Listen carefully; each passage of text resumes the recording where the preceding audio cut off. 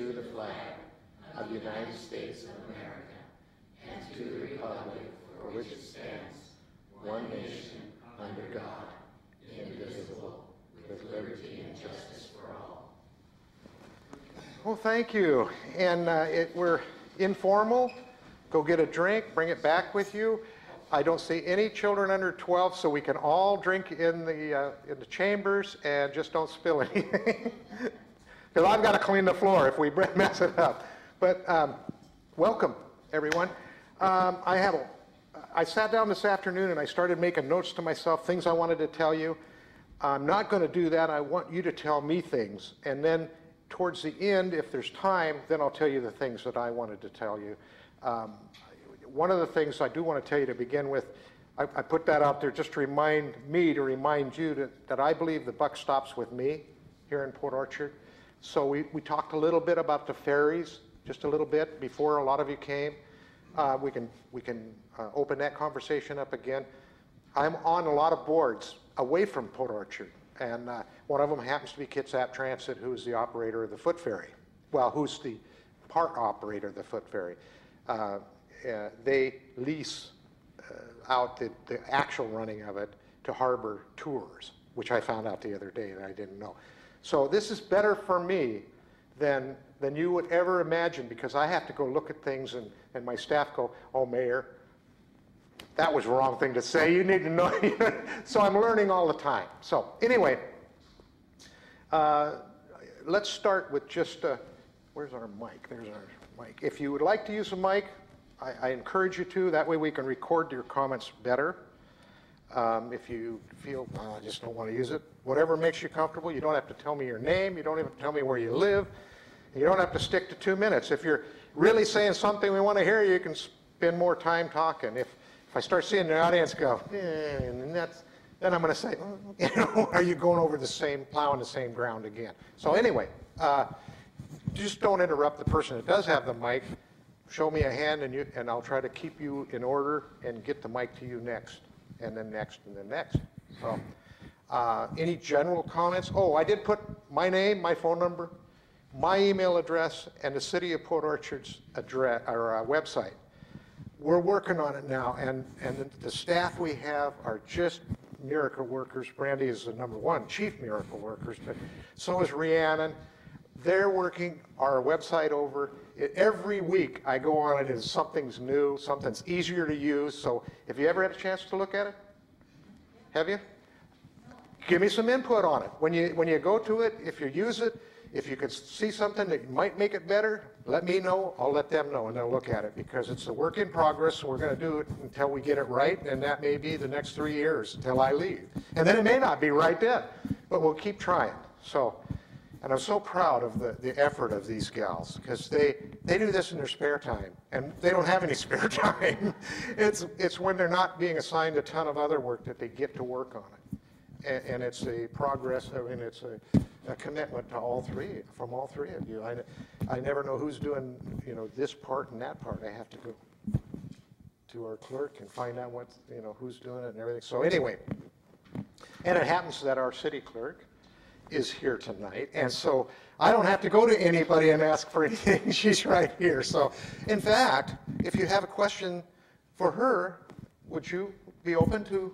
Yeah, so the mic can go anywhere in the room, and any question that we'll try to do. So all right, that's the ground rules. There is no ground rules. If you have a comment or you'd like to start the conversation at some place. I'll start. Okay. Okay. Okay, my name is Dana Harmon. I live in downtown Port Orchard, and I'm involved in the various nonprofits within the community. And I don't attend every council meeting or study session. However, I am one of probably the few out there that resent having a study session. And I know I'm going to sound like some other people that have been here in the past, but that you used to have, you're really expecting everyone to move into the modern era, and I get that, but when you come to a city council meeting, you're just voting on what's already been discussed at a study session. So if you really want to know what's happening, you have to go to the study session. But then you really don't know what happens until you come to the council meeting. And I just think that that's screwy, basically. I know it's an attempt to make it more efficient for the council members because they have to be on so many committee meetings. So I understand that. But I personally think that it changed how the citizens in the community could interact with the council. So I don't like that. And then I guess when I asked for the microphone, I'm curious what happened between the attorney investigating the recusing themselves from votes on anything that they are officers in the nonprofits, because I feel that I did come to that council meeting, or I don't even know if it was a council meeting or a study session, but where the committee that looked into the lodging tax distribution to the nonprofits in our community, and there were 3 council members, or maybe even 4, I don't know, that completely undid everything that the committee had presented after a tremendous amount of time and effort on their part to investigate the worthwhile, nonprofits that bring tourists to our community. So I was very upset at that meeting, the way it was presented and the way it was handled. But at the end, a couple of us did bring up the question why certain members in the council who were officers in those nonprofits were not recusing themselves from voting on that issue. And I want to know what the attorney finally determined, or what the town council and you have developed as ground rules for voting on those types of situations. Okay. I'll try as best I can to address at least what I understand that the attorney and the council agreed on. Let me first say that was, that is a council work study session. I get to be there because I'm supposed to be running it, but I'm not supposed to be interjecting my ideas in there too often. But so it's kind of a funny situation for me, because I wouldn't mind saying more a lot of times, but I also know that as the chair of these different things, you're supposed to run the meeting. You're not supposed to run your mouth. But I do have a strong opinion, and so I agree with you that we should be using the recusing of ourselves a lot more than we have been in the past. I don't know, I just, let me really run this really fast by you. There's 2 things I wanted to do the first year in office, and you've maybe seen this book in a picture of the paper. It's an ethics manual. We have an ethics chapter in our personnel manual. It's a very short chapter. I wanted us to do an ethics handbook where we really had citizens' input, and we came up with a lot of ethical things that we do and we don't do. I said we needed it. I have not changed my opinion. In fact, it's been supported in some cases in the very thing that you were talking about right here. We definitely need to know where the line is between ethical and unethical. And some of us know it. We all should have listened to our mom and dad. Some have forgotten, some maybe never knew.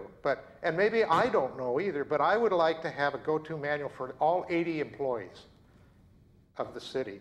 They could go and go, oh, the city expects this. Oh, city being you folks, expect that. Whoa, they say you shouldn't be doing this. It would just be a good roadmap. So I want a few papers out there said, he didn't do what he said. I haven't given up on it. Don't give up on it with me. Don't give up on it, because we need one. I don't care what a few people say. We're going to get it sooner or later if we stick to it. Ethics are very important. Recusing yourself is a big part of that. Now, all the name tags are gone, so I can just point up here and say, there's 8 of us. There's 7 council people and myself up there. Often, things in the past have just slid on through, and nobody has said, hey, you know, I need to get away from this decision. That's why we have so many council people, is we can recuse ourselves when necessary. You know, that's why we have a mayor pro tem up there. So when I need to recuse myself, I can. That's the whole idea behind that. So we need to look at that and do more of it. It's one, and I agree. The way I understand it, the council has more or less agreed, along with the attorney, that if you belong to one of these nonprofit organizations, you're a president, vice president, you're on the board, then you should, when that particular element comes up, recuse yourself from the discussion, the debate, and the vote on whether you get the money or not. So that is now official part of the... It's probably, I don't know that I can say this is set in stone, and this gentleman has a comment, and he may know more about it because, there it is. Let me get another opinion here. Well, I'm not going to go into depth on this, but wasn't that decision just made at the last study session? Last work study. Yes. But it's what I, you know, and luckily the work study session is available on the internet, and even more luckily, I've heard what you've said, and now it's going to be available on a DVD for free if you don't have internet connection. If you just have a DVD player or is it a VCR, whatever, a DVD player, whatever. I'm mixing those up all the time. But if you have something that plugs into your TV and uses a disc, come and get one. You can get one for free, and just ask our gals at the office. And you can get the work studies, and you can get all the council meetings. So you can take it home and put it in your player and watch the meeting. And we're working on some other good ideas, I think are good ideas, but I don't want to roll them out until we've proved them, and I've checked with legal, and I've checked, you know. So there's several other things in the offing, but right now I guarantee you the 3 meetings a month within, what, 2 days? 2 or 3 days after the meeting? Usually by Friday, because what they have to do is they have to take it off of the equipment in here. I know I'm moving in the wrong spot. I need an X.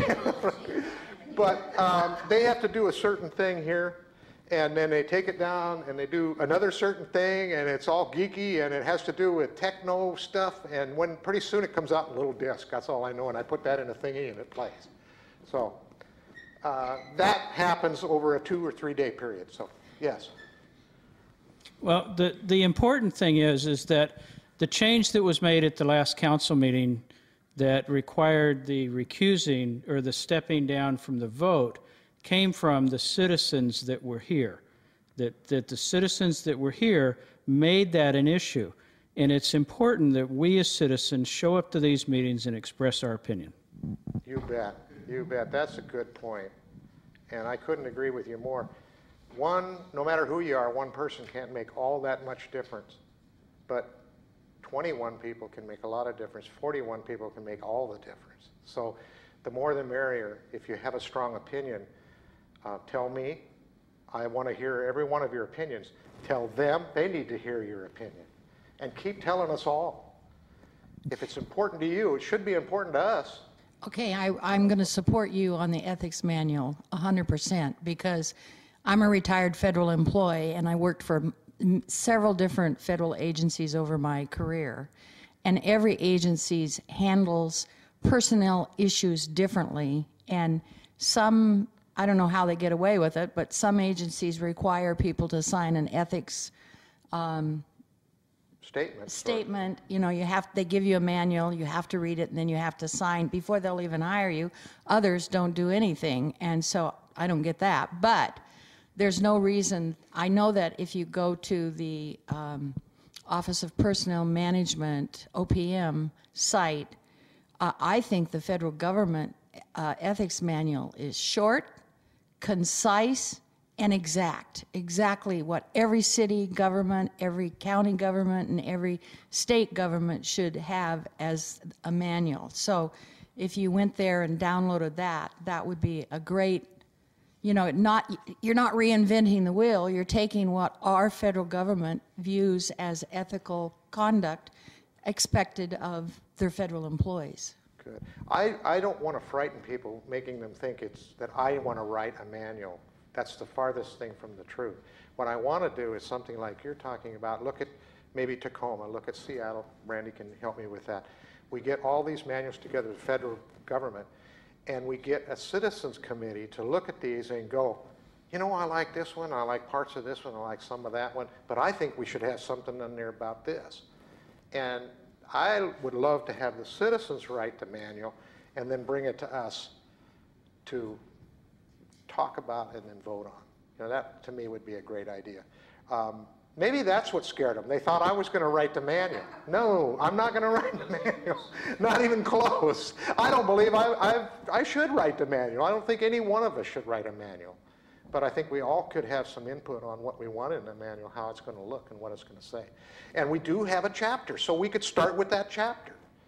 You know, we have a chapter in our personnel manual. And I guess if we wanted to make everybody happy, we can exclude some of the folks back there and just talk about the employees right now, and then later on include everyone or some combination thereof. But I don't care how we do it or who agrees with it. I think we need to do it. And then we need to abide by it once it's done. So, Exempting the council of the city. yes, you have the mic. Oh, I was just going to, I was thinking about, or at least I thought part of what tonight was about is what we want to see for our city in the future. And one of the things that I've been thinking about is I would like to see the downtown area improved as far as maybe the looks, but I would still like it to remain quaint to draw the tourists in as a tourist attraction. And I've also been thinking about, I think moving the parking away from the waterfront will hurt the businesses downtown.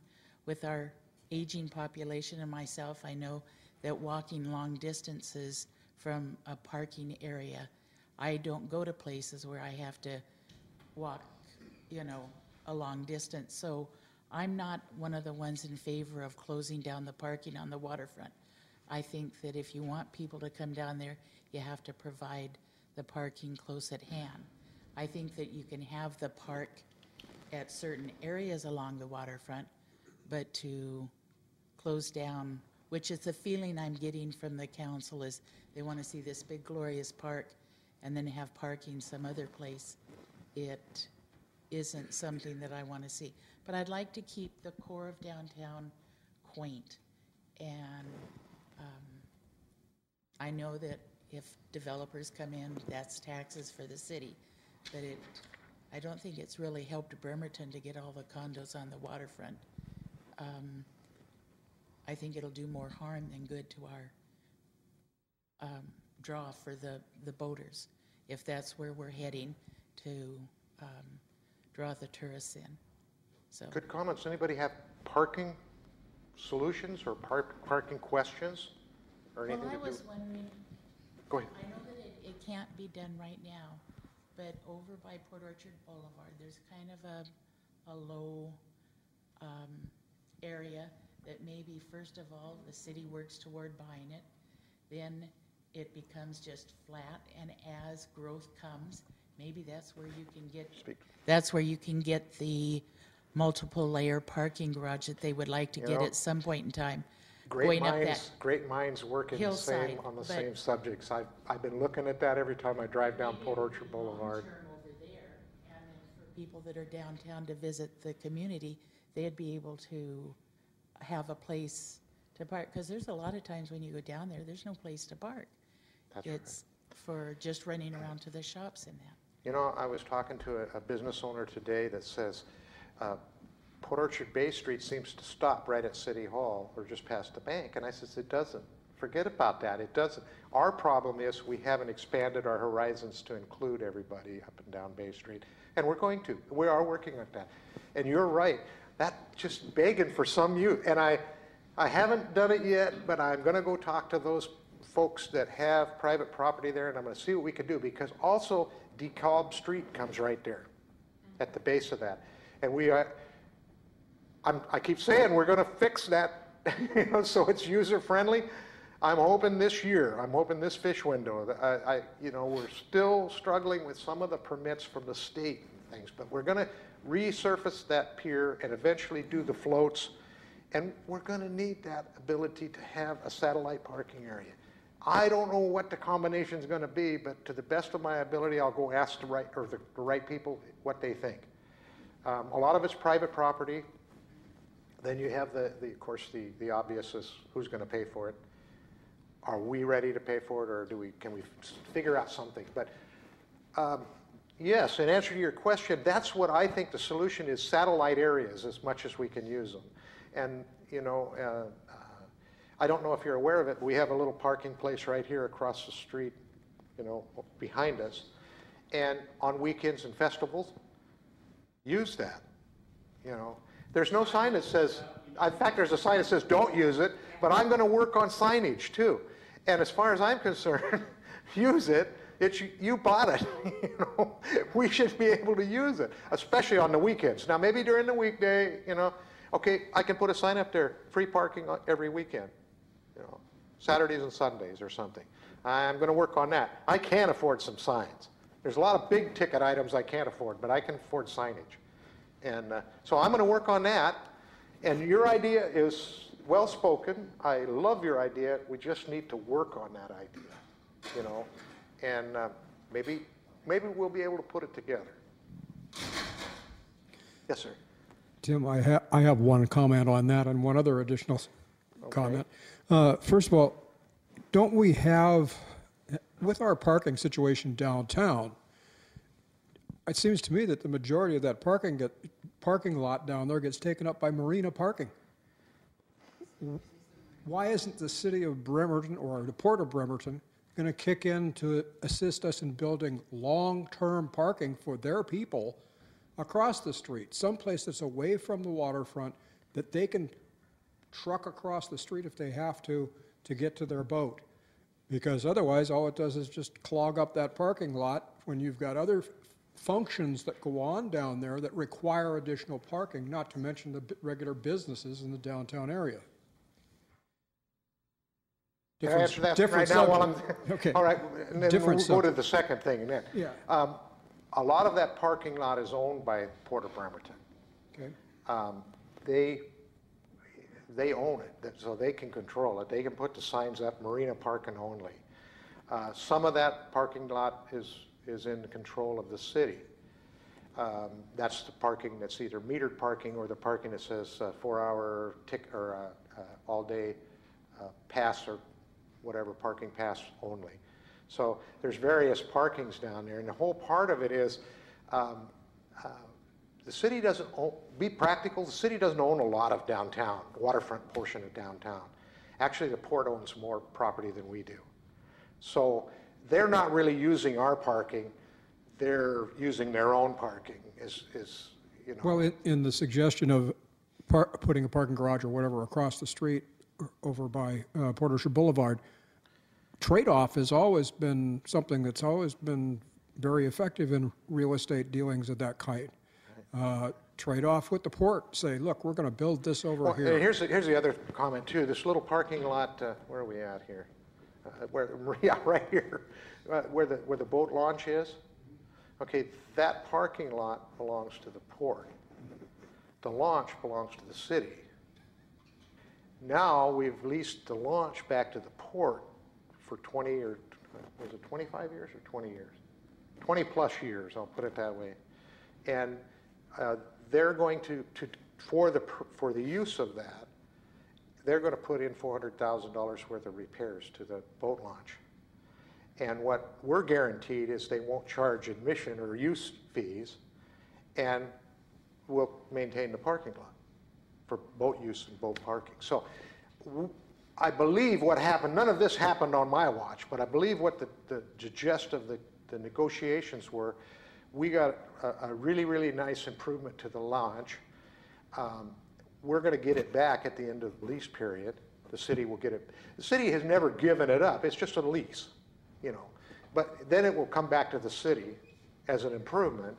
And luckily, a lot of the concrete is not going to be in terribly bad shape. I mean, concrete doesn't deteriorate in that short a time, so we'll get an improvement returned to us.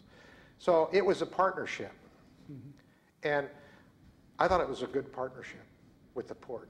And what it provided everyone in Port Orchard is a free boat launch and parking for their boat and in the trailer. So I like that idea. And we're probably very few of the areas around that absolutely provide a free boat launch. You don't have to have a state pass, this pass, whatever pass, you know, all that sort of thing. So it's something for the city residents. You know, so. Okay, next question. My next question is about street maintenance. And the area of Sydney between Bay Street and Division is atrocious. Why have we got an area that's subsiding at least 4 inches in the southbound lane that you have to dodge around every time you come up that hill? I mean, I understand these are concrete sections that they built the road out of, but subsidence like that should be taken care of immediately before it gets worse. And it has been getting worse over the period of the last couple of years. Is there a scheduled maintenance to repair that area? There is a scheduled maintenance. It's, is that the 6-year TIP, transportation planning document? Everything on that doesn't have to be done exactly in order, so what you're talking about needs to go to the head of the list, public safety. We did some road improvements last year to the tune of about, forgive me for a lot of these quotes. I have a lot of numbers running around in my head, but I believe it was $230,000 worth of road improvements. Kitsap Boulevard was re-blacktopped, and then there was another major one. It's a priority thing. Yeah, I would love to say, there's a couple of alleys. If you go up or down those alleys, you put your life in your own hands. I mean, they are so bad that I've got a new little car, and it's going down there going, it's hitting on, double hitting the shocks all the way down these alleys. And I said the same thing to myself. I wish we could do this now. This needs to be done right away. Where exactly are you talking about? You said Bay Street and? No, it's on Sydney. Sydney? Between Bay and Division. So, in fact, just before you get to Division, in that southbound lane, it dips considerably. Going up the hill, going up the hill, going south? Going up, yeah. Okay. In answer to your question, we need more public input, and we need more robust. We need to fund it. We need to find the money. We need to fund it. Now, I don't want to snivel, and I hate snivellers about the budget, but our budget is very constrained. We've made a lot of cuts just to stay the course, what's going on right now. A lot of folks have asked me, when is Bethel going to be the new 5-plex freeway? Never in my lifetime. I want to tell you the truth. We can't afford something like that. The projected revenues that were supposed to be our windfall, they fell clear out a bit. They're not even close to the revenues we expected. And it's, we've already spent them for next year. And we haven't even put one drop of paint on the white line there. So, but I am sniveling, aren't I? I said I don't want to snivel, and then I proceeded to snivel. It's a money thing, and it's a thing where we have to prioritize. I'd like to talk to you a lot about it, I don't have an answer right now. I wish I did. I don't have a good answer to tell you that. And I don't want to blow smoke and say, well, we're waiting for the economy to just come bounding back, because that may never happen, not in the foreseeable future. And even when it does, if we keep giving raises and everything the way we're going, we still won't have any money for that sort of thing. So that's why I'm only doing 3 more years. And one of you younger guys can come up here and figure that out, I don't have an answer for you there, But we do need to prioritize the very worst spots. And I can do that, and I can get a list, a top 5, a dirty dozen maybe, a dirty dozen, 12 projects that have to be done, and then put them at the head of the list, and then say, okay, guys, these 7 guys, don't you think we owe it to our constituency to try to find the money to do 3 out of the dirty dozen, and then next year do 3 more? Maybe that's the solution. Whoever said, if you come and you say the same thing several times, that can't hurt either. If you say this is our priority and we're the taxpayer, by golly, we'll have to listen to you. You know? We are all the squeaky wheels. Yep. So, yes, sir. If you have no more transportation or roads, then change the subject. You know? No, I'm not going to change the subject. Okay. I own a rental car business up the hill, and I've said this before in a council meeting, that when we rent a car in the state of Washington, of course, we collect 8.6% sales tax on that car rental. We are also obligated to collect an extra 5.9% tax and submit it to the state as a car rental tax. That tax is supposed to go into the general fund for roads. And I've brought it up before, and I don't know what the answer is because the state won't give me a clear answer on it, but because we collect the tax from people, whether it's locals or tourisms, we collect 5.9% specific rental car tax, there has to be a way for the city to either tap into those funds or have some use to those funds in some percentage way based on what is collected inside their city. Or anyway, I really believe that that is something that should be dug into a little deeper. I've asked before and I've not gotten a real clear answer on it. Although I know I can tell you that there are more than one rental car company locally here, and there's a lot of money put into that fund. So anyway, that's just FYI. The parking lot downtown, I'm also very involved with the POBSA, for those that don't know. And we have a business. Say again? Port Orchard Bay Street is okay. I'm involved with the Port Orchard Bay Street Association here in downtown Port Orchard. We're very involved with revitalization and handling the look, the feel, the identity of downtown that we're hoping to change. I also have a business in downtown Port Orchard and downtown Paulsbo. And the city of Paulsbo has almost an identical town setting. It's a hillside behind them, the town, the parking lot is on the water, all the buildings are behind it. It's very similar to Port Orchard. Mayor Becky Erickson, and I'm not sure how she did it, but we might want to look into it, is they were able to receive almost $500,000 in federal funding to repave their entire parking lot. It's being done in February. I don't know what fund they went into, how they got the grant, but they had to do it in a certain amount of time because it was a use it or lose it type thing. So they're getting an entire beautiful new parkway parking lot downtown. Ours needs it way more than theirs did, but it would be a way for us to maybe tackle a parking issue, paving issue, and revitalization downtown by tapping into those funds or finding out how they got them. They're going to do that in February? Yes. Bad choice of paving in February. I know a little about it. Could I interrupt you for just 10 seconds? That's okay.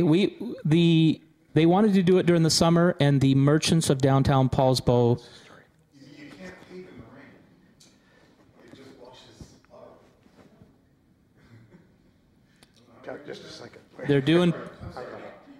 That's okay. They're doing portions of it in pieces. They're not allowed to take up more than 20 or 30% of the parking lot at one time, but they are actually shutting the entire downtown down for a 3-day period to completely repave it outside of the work to prep it and create the rain gardens and everything. But anyway, very vital and very substantial for their town. That was a grant, so probably something we could look into. As I said, I'm very involved in POBSA, the revitalization tourism, to help create a new identity for downtown and also to create new foot traffic for downtown. POBSA is very much behind and the forerunners pushing the new Port Orchard Public Market that some of you might see on a revitalization sheet here. that revitalization and helping bring the market to downtown Port Orchard, we believe is going to help draw hundreds of thousands of people to our town in new foot traffic. And that's what has been hurting downtown for quite some time. The biggest hurdle we see, other than now that we have been past the council and the design review board and everything, is the fact that our foot ferries do not run on the weekends and at night, other than basically getting people back and forth to the shipyards. And I've been interviewing people constantly in the Iona bar downtown. It's called the 110 Lounge. We've been personally interviewing people constantly on what brings them here, why do they come here in the evenings, what brings them here on the weekends, nights, things like that. And I stated before that we've lost over 35% of our business revenues when Kitsap Transit took it away and made it non-private and took those weekends and those nights foot ferry services away. Every other bar owner, every other restaurant owner has felt the same thing. And through interviewing people, we have realized that those foot ferries are so vital to downtown. I don't know who we have to continue to talk to, push that issue. If we're going to revitalize this town, build something as grand as the Port Orchard Public Marketplace, bring those people down to downtown, we have got to be able to support the foot traffic of getting people in and out of this town, not just on a parking standpoint of people driving into our town, which we hope we park them all. But if we're not able to get even the 20,000 sailors and their families 10 minutes away over here in the evenings, we're shooting ourselves in the foot. Those foot ferries are so vital to our downtown, I couldn't say it enough. And then my last thing is I also sat on the Lodging Tax Advisory Committee Board, and that advisory committee, which made the recommendation to the council on utilizing our lodging tax funds, was strongly pushed to help fund that foot ferry, which is so vital to our downtown. And I am stating again to strongly recommend the recommendation of that council and stand by it. Thank you. Could you pass the mic right behind, please? I'm Kathy Michael. Going to comment on a couple of those things, and you tied right into it, Don. When Dana was talking about what's going on with the lodging tax, I also sat on the lodging tax committee. We own a bed and breakfast here in town, and so we actually collect the funds that go to this lodging tax. We're a very small portion of it, but there is a portion of the monies that we collect, for those in the room that haven't been through this, that goes into the city solely for the purpose that those funds now be redistributed back out to the nonprofits within the community that generate tourism and bring those, not only those lodging tax dollars, but also additional sales tax dollars into the city. And one of the new things that has happened in the last few years, and happened again this time, this is probably going to be heard publicly. I think they're going to discuss it in the next study session, and then it will be coming up for a final decision by the council, the last council meeting of this month. Is that correct, Brandy? November 27th. Okay, thank you. And the Lodging Tax Committee actually meets and interviews all these people and reviews the application and makes a decision, and Councilman Chang, who is here tonight, is actually the lead on that and does an excellent job.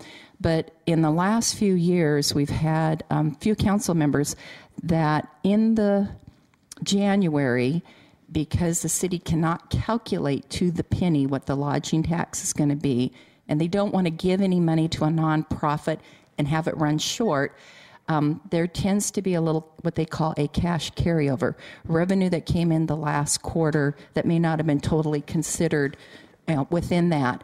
And the city council has been making a decision to do a holdback on that. This year, they are holding back $10,000.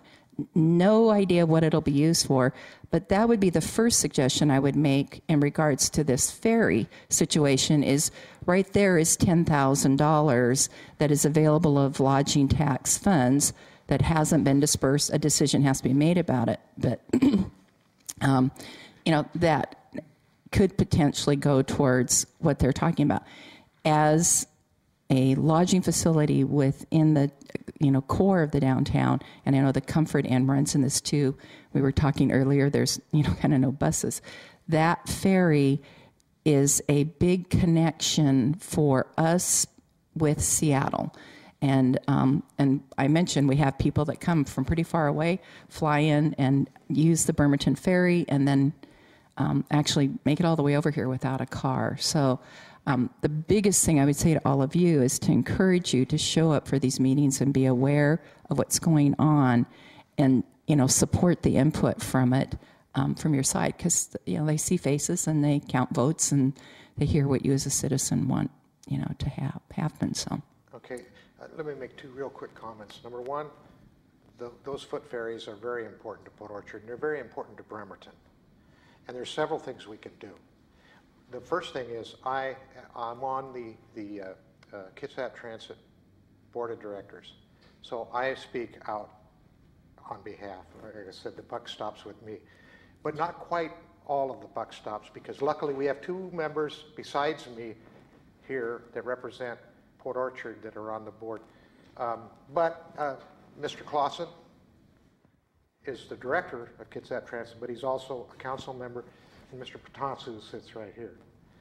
He's on the board also. So we have more strength here than meets the eye. And somebody said, what can we do? Once again, it's that same old story, the squeaky wheel. The gentleman said it, the squeaky wheel gets the grease. Talk to those council people. Say, this is what we want, this is what we need, this is what we must have to have a vital community base that's going to bail this city out of the red. That's what it's going to take. A third of the income that we enjoy here comes from sales tax. So a third, 33 cents out of every dollar comes from you business folks. So why wouldn't we help you make it as good as possible and then some? It just makes sense. So I'll work as hard as I can. I'll get the other members of Kitsap Transit to focus on the fact that we need those ferry boats running on the weekends. We need them running later. We need them running more. Several other folks on that committee have said, well, what about the Sunday ferries for those folks that need that? And I'm going, well, yes, of course. We gave those up. Why didn't we move those to the head of the priority list along with the ferry? And say they're more higher on the priority list. We want them done. So we need to work on that. But help me with folks who can help me. Talk to them. Does it always need to show up at the Kitsap Transit meetings? I don't know that would help. I'm for the public showing up anywhere they darn well want to show up. It's you guys that are paying the bills ultimately. It's your sales tax that are funding 78% of Kitsap, or 73%. It's 70-some% of Kitsap Transit. Now, it's your sales tax. Sales tax from Port Orchard, sales tax from Bremerton, sales tax from Kitsap County. So, of course, you should be able to show up. And I would say good for you. But if you can't, there's two council people and me, And I'll try, but come and visit me. That broaches another subject. I have some cards up there some business cards. Where's my other? I have questions for the mayor cards out there. They're kind of a manila envelope, and you can fill one of those out and just leave it out there, or give it to Brandy, or bring it by City Hall and just give it to one of the gals up front. Have me call you. Come and meet with me. Whatever you think you need to help you understand, what we can do, that we can make a difference. We really can. I'd like to add one more thing that I think might help you as you go back to Kitsap Transit, and that is you said that about 33 cents out of every dollar comes from tax revenue from the business owners locally. And I just made a statement that our revenues are down by 35% without those foot ferries. If you want your 33 cents on the dollar to go back up, those foot ferries have to be funded. And it's not just my business. I've talked to even Amy's, which is one of our best restaurants in downtown, is down by 35%. It's because we cannot get people in and out of our town past 5 and 6 o'clock. Raise your hand if you need the mic. Jerry, did you sign up this time, or was this a sign up from last time? Okay. Am I ignoring anybody that signed up on the list out there or anything? Okay. If you sign on any one of them, you're going to get on our mailing list and our email address, which is up here. We'll bury you with information, but luckily you have a little delete button like I do. So you can just hit that delete button and get rid of it. I want to get stuff from you guys. Okay. Can I say something? Yes, please do. There's the money. I don't know. Oh, that's what you're trying to. Yeah. I think we probably picked it up from down here. I don't know if I'm the only one here. I've spoke to a number of other business owners downtown. My wife owns Wisteria Lane on the corner of Bay and Sydney. I'm Mr. Wisteria. Real name's Eric. I've spoken to a number of people up and down the block about a pet peeve of mine, which is the parking on Bay Street. We talk about repaving parking lots, talking about making things beautiful. What really has driven some of my customers away is when they park, go have lunch, come to my shop, buy something, go out and find a nice fat parking ticket, because it's only 2 hours. I've had some people who came on their boat, and they said, yeah, we used to come here more often when it's not boating season, but we got ticketed. So we don't drive up here anymore from wherever they're, Gig Harbor, where we get people that come around the Horn or take the ferry over during the winter time. Well, they weren't doing that. For boaters that were telling me this. Is there anybody else here that has a problem with 2 hours? Show of hands? Yeah, show of hands. Show of hands. Show, So what do we One, do two, about three. it? What's the logistics? I think you and I have talked about this. But You and I have. And I'm sorry if I didn't get back to you, but Well, no, we just talked about, and the answer is, I'm thinking that we have to show up at a council meeting and en masse with a petition or something and hand all these guys, because it's the council that sets that rule or no? they would eventually have to vote on it to change that. They won't do it if I just show up myself. They might, but, I like to petition. I love the, of many things that about the great debate, whether we should be a code city or whether we should remain a second-class city, the one thing I really liked about the code city is our ability to petition, So I like the signed petition, because that way 2 or 3 people that can take the time to go to the meeting can say, That's an issue. I work nights, so Right. I can't come to the meetings.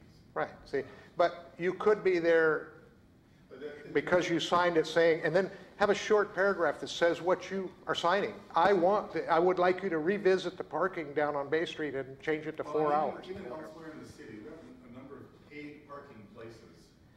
And I'm of the impression that when I go to a city to visit, and it's a hassle to park, and I gotta watch out where I'm parking and where I take payment to, and I gotta put it in this box, and I gotta do that, I don't go to that city. Doesn't feel good, does it? Doesn't feel good writing that ticket Either or paying that free or ticket. inexpensive parking that's easy to get to and easy to use.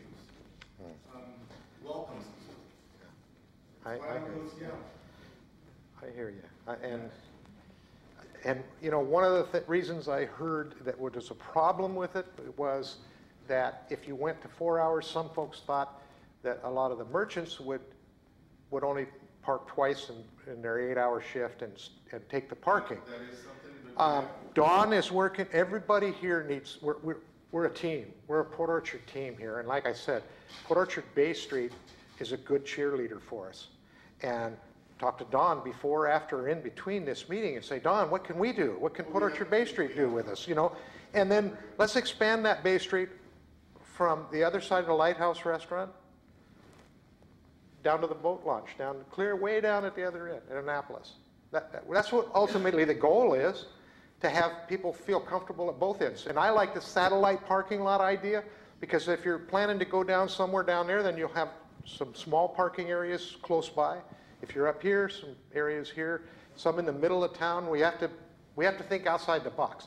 The Mammoth project is no good. We don't have 40 million plus to do it. We just don't. And we're too small to afford that sort of thing. I guess I'm just talking about, I know there's a big picture, and I'm sorry this is not getting recorded probably very well. I'll try and speak up. Oh, can I borrow that one more, and I'll bring it right back, I promise. I'll give it back to you. Okay. I'm just talking about when someone, Really? But I know it, but it doesn't do you any good if you just hold it down here. I'm a singer, I know how to use a mic. My point is that whether it be satellite parking, whether it be more parking right downtown that isn't that paid parking only, or whatever, you've got to create an atmosphere where someone comes into town that they're not afraid to park their car. And if they go to the movie, or if they go to Amy's, or they want to stop by my wife's shop, they're not looking at their watch the whole time. They're thinking, oh, look at these neat things we can buy, and look at this nice lunch we can have, and hey, there's a movie playing, let's go see it. If they're watching their watch the whole time, that's not going to happen. Right, all right, thank you. Well, I have to kind of disagree. Okay, then I want you to disagree, kinda or otherwise. I think 2-hour parking is a good thing right down on Bay Street. Okay, Because I come down every week to get my hair done. And it takes me an hour. But the other day I went down, got a permanent, it took 3 hours, and I started to get a ticket. And when I walked out, there he was writing the ticket. He said, did you know this is 2-hour parking? And I said, nope, I didn't know that. But I only usually park for 1 hour. So he tore the ticket up because this old lady, you know. You didn't tear mine up. oh, you didn't tear hers up. If you park for 2 hours, I parked for 38 minutes. If you park for 2 hours, it gives more local people a chance to come in and do their business and get out. But if you make it 4 hours, golly sake, they're going to be full all the time with people parking 4 hours. And I noticed that a business down there parks their van there for the whole day because they have a handicap parking. Can't do anything about that. But if they park someplace else when they're in their business for 8 hours, it would help. You know, it would help for the parking. But I really think 2 hours is fair enough for us local people. Thank you. Yes. I don't want to give it to you because I saw you had a manila ticket there. Okay. Well, I'll be honest, I disagree with you wholeheartedly. We just closed our business over in Bremerton, and we opened one here, and I had 2 galleries going at the same time. The reason I closed the one in Bremerton was just because of the parking issue. I had people come in all the time that were customers and said, we just don't want to shop here in Bremerton because we're constantly worried we're going to get a ticket. Now, at least here, they mark your tire, you know, and then they come back around and check. Over there, they come around, they call them they used to call them the parking Nazis, and then Diamond dumped out, and then another company, Impart, came in, and they just called them parking ninjas because they come around with their little computer, and they put your license plate in the computer, and then they come back by, and you end up with a ticket. Now, Amy Burnett, who was my next door neighbor, she was actually bragging the other day because she's only gotten 3 parking tickets this year. Jeez. That's a And good Amy thing. usually collects them, and, you know, I mean, I've gotten my fair share of parking tickets, and I pay them, and it's one way to give the city some revenue. I've had a lot of physical issues, and I have one of those handicap things too, but then if I'm feeling good, I'll, you know, take it down and then supposedly go park somewhere else, but I still get a ticket, and I deserve it, so I'll pay it. But 2 hours is not enough time for someone to come down and enjoy a downtown area, have a little bite to eat, leisurely go by and shop at some of these shops, maybe go have a couple of drinks or something like that. It's just not. And they'll go to the mall. Every time they'll head to Silverdale. Lots of free parking. There's lots of free parking over there. And there's even better parking in Paulsboro. So they'll go there. And that's why there's all these tourist meccas around here, and we're suffering in Port Orchard, and we're suffering in Bremerton because of the parking issues. And another thing that is on everybody's minds, they say, well, you know, if we open the parking, then the shipyard people will park there. And I'm kind of curious as to why the shipyard doesn't have their own big, huge parking garage. You know, where people, you know, more people, well, they they actually have several, but it may not be enough, apparently. They don't have enough, and you have to be there a certain amount of time before you even get that. You know, so they really don't have enough to house all their people at all. So that's one of the reasons why they have that issue. So, yeah, we have a parking issue, and I think that's one of the first priorities that ought to be on our hit list. It is with me, and if I was king, I would sell both our little three-wheelers and move the enforcement officers to another job, if we had another job for them. But what I would definitely do is sell the little three-wheelers, and I'd make everything free parking. And I'd ask everybody to please don't abuse it. But guess what? That probably wouldn't work very long. But I do know one thing. If we took every parking place ever and took all meters out and we said 4-hour parking, no all-day parking, I think we'd get more sales tax revenue from the businesses that increase their business. So to start with, everybody say, are you nuts? You're missing all this parking revenue. But I think in the long run, we more than make up for a robust business environment. But maybe I'm wrong. But I'm not king, so we have to go back to working with 7 council people and convince them that we'd like to have, and periodically they do look at the parking rules, and they do come up with new signage and say we can go. It's pretty easy to go from 2 to 4 hours. I mean, if we can get some support. So. What percentage of the budget, the town budget, comes from parking? I have no idea. That's one thing I haven't looked into. I don't know. I will. Come up with a way of substituting that. I think we're going to find out it's pretty tiny. I think it's pretty tiny, and then if you dial in the expense of the parking people and the meter and all of that sort of thing, and maybe it's not a really good deal. But I will look it up and I'll let you know. Either I do a mayor's report. If you haven't picked one up, there's a summary report that comes out after each one of these, and it's also on our website. And if you sign up, you'll be bothered by it because we'll send it to you. But one of the things that will be on there will be answering that question as soon as I can get that information. Right? We've got the question. Yes. Oh, hang on a second here. Oh, I think he was next, and then you. Okay. Let me just say one thing. The parking meter people are sure nice. They're nice, aren't they? I'm not saying they're not nice. No, don't get me wrong. And that was a tongue-in-cheek thing about being king. I'm not proposing we do such a thing. That was just kind of meant to be a poor joke. Yeah, they're not nice. They're great. They're great. They do what they're supposed to do. I live in downtown Port Orchard, and I disagree totally. I think that the traffic should be moving more in the downtowns. And if you look in Gig Harbor, you'll see the limited parking they have. They let it go for as long as you wanted, 4 hours or longer, and everything else. Turned out employees used all the parking. Everybody else couldn't get in, and you'll find out that Gig Harbor has a very vibrant downtown, and they have a tenth of what you have for downtown parking. I live down here, I had never had a problem finding a parking spot down here. Anytime. And I only live about 5 blocks down here. My wife and I, whenever we bring family, friends out here, I haven't had a problem. There seems to be parking all over the place. But there is a problem, and when you start it, when you get it always, it never fails. You may say employees aren't doing it, they're doing it, and you find people who are going to take up all the parking spots. And if you look at the statistics, you pick anywhere, any city, any place, and you'll find out the more you move that traffic through the city, the more income is going to be generated, the more people are going to show up. So I guess we agree to disagree on that one. Yeah, well, not a lot of people stay here for 2 hours for dinner. I come down and have dinner after 2 hours. And it certainly wouldn't sit 4 hours.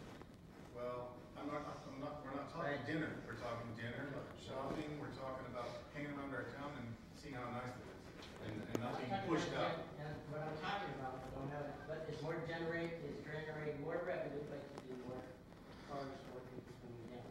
But very true, getting over here more, do things more to attract people in downtown. Well, I'll agree to disagree with you, sir. Okay, one more comment, and then it's 7, and we'll take a real short recess, and you guys can Indian wrestle about who's right. And, yes. All right, so my name's David Ryan. I'm a local CPA. I've worked in your community for 2 years now on Bay Street. I do not live here, so I've lived in the area for 18 years. Military transfer, I've lived in 4 states and had plenty of experiences in visiting and living in multiple communities. So think of my feedback for what you're talking about tonight as outsider's input. This is my first chance to really sit in on some discussions with Port Orchard community issues and loosely follow it via the newspapers.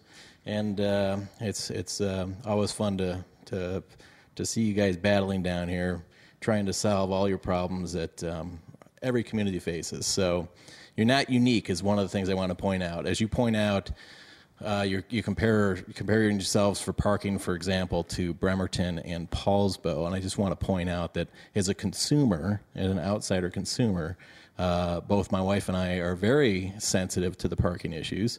And your competition is all the free parking locations outside of a downtown condensed core. And that's exactly why the Silverdale Mall thrived by moving to Silverdale, where they could build big parking lots. It's a convenience issue. Consumers will go where it's convenient to get to, where it's free parking, and there's no limits if that's an alternative given to them. So just as some feedback, you got to look in terms of where you're comparing. They're going to weigh that option with what the draw of where they're trying to get to is. So like Paulsbo is sort of a niche market in terms of the theme that they've created there to have maybe a little bit more of a positive draw that people can overcome the parking situation. Because I know oftentimes when I've gone to Paulsbo, their parking lots are jammed, and I am not very happy to go there as a guy, but the women might, overlook that because it's a destination for them. And the same here. Port Orchard does have a quaint little downtown and some fun things to do here.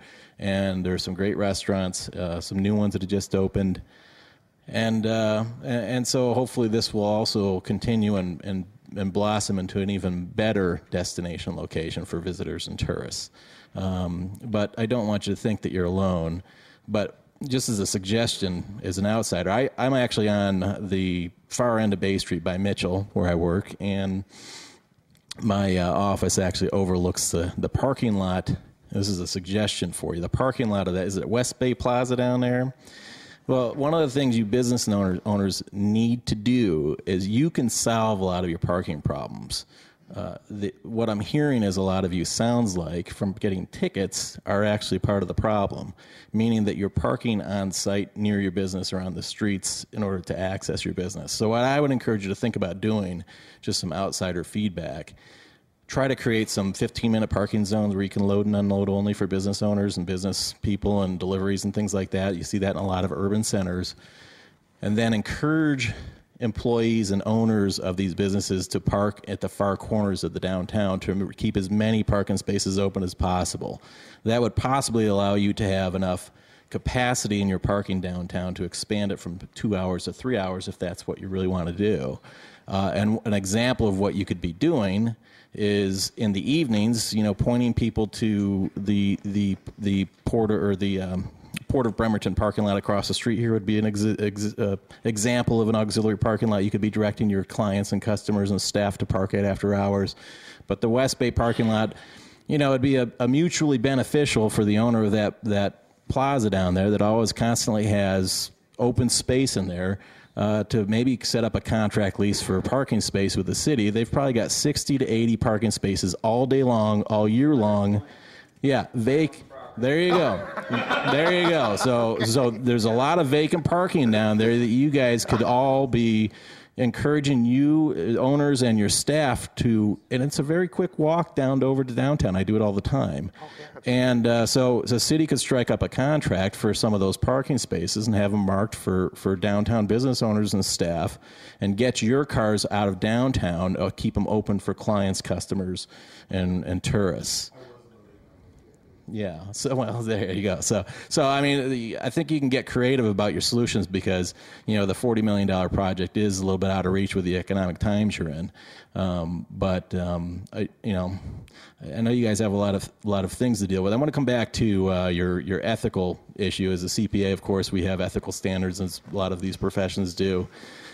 And one of the things I think that is probably the core component of the heart of your issue, it sounds like, with some of your stuff that you've been dealing with, the framework that I think and the language you need to have built into it is specifically targeted towards conflicts of interest, and that's the real specific dealing that that people should be open and honest about who they're with. I actually sit on the board of the Turner Joy. I do know that they made an appeal for lodging tax dollars, and I'm fairly new to the organization and assisting it. And frankly, I was quite shocked at the foot traffic that little ship that's parked over there draws in terms of tourist foot traffic. And part of the reason is that we speculate. It's hard to pinpoint for sure what draws people in, but they are trying to take marketing statistics from the people that come across the brow and go into the gift shop, and the Bremerton Marina foot traffic contributes to some of that as well. A lot of it's military-driven, military families knowing that it's there and things of that nature. But those lodging tax dollars are actually being pushed into pretty extensive marketing operations, in terms of very high traffic locations for dropping brochures and flyers and things of that nature. And one of the things I know that the marketing committee there is really trying to accomplish is to be collaborative and not duplicative in the marketing effort, so we can use our marketing dollars more wisely and not be wasting money and duplicating the efforts that other people are already doing. So some of the things I know, for example, the marketing slick's trying to be some of those flyers you'll see, like Mr. Ashe puts in the Kitsap Airport or buses for display. It's on the ferries for display, these little brochures. But expanding those, for example, we're going to be, I think, purchasing some space in one of the downtown Seattle tourist maps and actually having a full side of it just for the Kitsap Peninsula and being collaborative with all the other hotspots over here to make this a destination that somebody can make a day trip out of being over here on the peninsula. Most people won't come for one thing in particular because we don't really have a one destination business or nonprofit here that people might want to go to that would occupy an entire day of their time. So the goal is to actually give them a day trip of a group of activities that they can enjoy by coming over to the Kitsap Peninsula. So we're working to be collaborating with all those other nonprofits and other businesses and destination spots, restaurants and such, and bed and breakfasts. Something that Bremerton is void of in downtown Bremerton, that advertising or co-producing marketing literature with the Turner Joy and other agencies can broaden the scope of why people are coming to not just Bremerton, but the central Kitsap market in particular. So, when you think of the Turner Joy's operations, I hope you keep in mind that it's a very broad-based marketing operation, not just to specifically draw them to the Turner Joy, but to get them to picture the entire Kitsap Peninsula as a tourist destination that everybody can benefit from. So some feedback on that for you as well. I know you were talking about the lodging tax, and I agree. Another thing on your, people have mentioned the road projects. Guy Wetzel Street would be one to add to that list is a problem, and a lot of it's a result of groundwater penetration of the road. So there's road problems, but again, collectively, I think you'll be successful in tackling these challenges like the rest of us do. It's just getting creative with the budget during hard times. If we go over the fiscal cliff in January, as we're all talking about, those tax dollars are going to be less of an issue, and you're going to all be wondering where other jobs went to. So, $50 billion cuts to the military budget is pretty substantial, and I can't imagine that it would not be impacting your local bases. So, if you want to have some activity that might be productive to preserving the economy and economic activity in Port Orchard, you might contact your representatives and give them a little bit of arm twisting about coming to a resolution for either extending the tax cuts or doing something productive to keep the economy somewhat stable. Thank you. I passed these out while you were talking, and I hope I didn't bother you, but you reminded me of this, of working together with other entities to see that we can maybe help them to help us to help ourselves. And a gentleman in your neck of the woods, I'm trying to annex his condo It's in Bremerton. The only trouble it is I can't get the UGA to go up that high in the condo, but his name is Jerry McDonald. He might have ran into him. Anyway, he helped put this together, and this is a group effort between Bremerton and Port Orchard. Port Orchard Bay Street Association is a big player in this. Port Orchard Chamber of Commerce is a big player. The city is a small player. We've donated help to pay a little bit of the money. Everybody is cooperating on this, private and public. When I say everybody, I'm talking about Port Orchard Bay Street, the Chamber, Fathoms of Fun. Some of the most important nonprofits that we have here in Port Orchard, they are Port Orchard. I wish I could tell you I was Port Orchard or these people sitting up here were Port Orchard. That isn't the truth. It's the people that are Port Orchard. And so they are trying to get this out to everyone, and that's why I passed it out. Very important man. You know, I'm a skeptic by trade. My whole life. My wife goes, boy, you are so skeptical. I says, I'm preparing for the worst so that I can be pleasantly surprised at anything, you know. And it's worked well for me for 65 years. It really has. One of the things I was skeptical of this guy, and I got on a phone conversation with Jerry McDonald and a couple other folks. Jerry knew I was skeptical. He came by to talk to me. I'm going, I don't know about this character. I talked an hour on the phone with him. At the end of the hour, I was a semi-believer. So then I went on his website for about 3 hours one weekend. And now I was about 3/4 of a believer. I'm going to this to be 100% believer, but the guy has some good ideas in marketing, which we all could learn from, and you know, giving something that our whole waterfront can grab onto and say, this is where we want to be 2 years, 5 years, this is how we can get there. So it's, this I don't like. It's absolutely free, thanks to Don's group, thanks to the Chambers group, thanks to all of these folks that paid for it. But I used to say, you know, if you give stuff away, maybe it's not worth anything to people. I hope I'm wrong there. That's not Mr. Negative again. We only have 100 or 270 seats, and it's over in Bremerton. And the reason we did it over there is because the seats are already there. It's a brand new, and let's face it, it's Jerry's idea to start with. That he's from Bremerton. Like I said, I would like to annex his condo. That's the only thing I want from over there, but that isn't going to work. So he's over there. He helped spearhead this. It's in his backyard, but it's just as much our function as his and theirs. Can we take the foot ferry over to it? You can take the foot ferry over there. You probably won't be able to get back. You though. will You'll not have to get walk back. around. And I heard you. We're going to be working on that. So I gotta go park in Bremerton. Yeah, yeah. So it's free, and I tell people, see, and I didn't want to speak out that much about it being free, but I always told people, if you're not completely satisfied with this man's talk, I will refund every penny. I will double your ticket price, personally. But it's free, so I can't really say that. But please come and please bring somebody else. Because even if you don't even care about Port Orchard, you don't give a hoot about Bremerton, you're a businessman, you're a businessman, you're a businessman, a lot of businessmen here. And you're going to be you've been a businessman all your life, and you say, oh, I'm kind of retired now. You'll be a businessman again. You can't stay away from it, can you? Well, okay, all right. But, you know, he can help you. If it's for yourself, he can help you. If it's for branding our city, he can help us. So, yes, sir. I just want to say, if anybody's not familiar with this gentleman, Roger Brooks. Even if you're not going to be able to make it to this presentation, check out the website. Yeah. There's a lot of good information on the website. He's got a whole section of little 5-minute vignettes of little mini talks about this, that, and the other thing. Great idea. You know, and I said we would take a break, and there again we didn't. I'm a politician. Don't believe anything I say. But let's just go ahead and push through, and if you need to go to the bathroom, you want some juice, I'm going to bring that juice back again after Christmas. Can you imagine? It's going to have green things floating in it. You're going to either drink it now or you're going to have to drink it after Christmas. That's all there is to it. So. I have a quick question. Can you state your name again? David Ryan, okay. Yeah, and this is Don Ryan.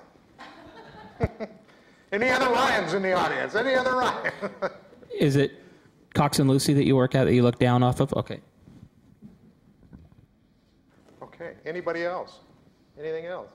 Okay, oh, yes, sir? Well, I'm Bob Hampton. I own the 200 parking places that you were referring to. And if anybody really has a parking issue, come and talk to me. I've got lots of spaces for lease. I'd be happy to lease a space, and you've got all the free parking that you want for your business. So, but seriously, I guess the question that I had tonight was really dealing with the status of the waterfront improvements, and if you could kind of give us or give me kind of a general synopsis of where that stands with the water improvements, the shoreline improvements along the bayfront. Okay, I will try. And here's a card. And when I found out you had 200 parking places, you're my most valuable person tonight. I wish I had an extra 200. I'll try to answer that question. The Port Orchard Bay Street Trail, waterfront trail, is segmented into four different elements, four different projects. And the reason that we're doing it that way is because a lot of the big grant money has started to dry up, and actually hasn't started, it's dried up from the state and the federal government. So we're finding it's much easier to get smaller grants to do just portions. So we have these sections of it that we're working on. Now, this winter, hopefully the port is also working on expanding the children's park area. They're going to take down the next building down, right where the children's park is downtown. They're taking that big house down, and they're going to have an overlook there. And they're going to have stairway down to the beach, and then you'll be able to walk along the beach all the way to the next little house, which is right next to the Marley Apartments. Okay, meanwhile, the city is also going to do one leg of the pedestrian bay waterfront trail. It's going to come up through just behind Children's Park, go along Bay Street, and go all the way to the Marley Apartments. And it'll be a walking bike riding trail. It'll have, in some places, it has to have a built-up wall, but that'll be done in conjunction with them taking that house out and stuff. So that hopefully be done this winter.